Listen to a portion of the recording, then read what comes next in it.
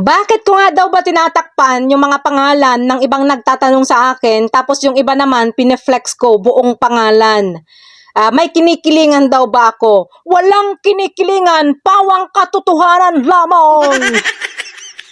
Alam nyo ba guys, kung bakit ko tinatakpan yung mga pangalan ng iba o di kaya kinakrap ko dahil nga gusto ko lang maging patas ang lahat.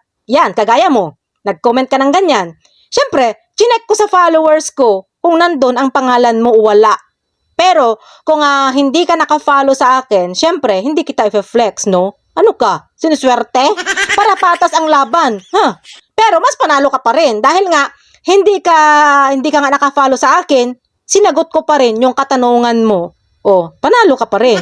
Kaya kung yung mga nagtatanong na binabalandra ko yung mga kanilang pangalan dito sa screen ko, ibig sabihin, solid followers ko ang mga yan. Kaya kung hindi ka naka-follow sa akin, tapos may mga katanungan ka, sasagutin ko pa rin yan, pero hindi ko i-flex ang iyong pagmumukha.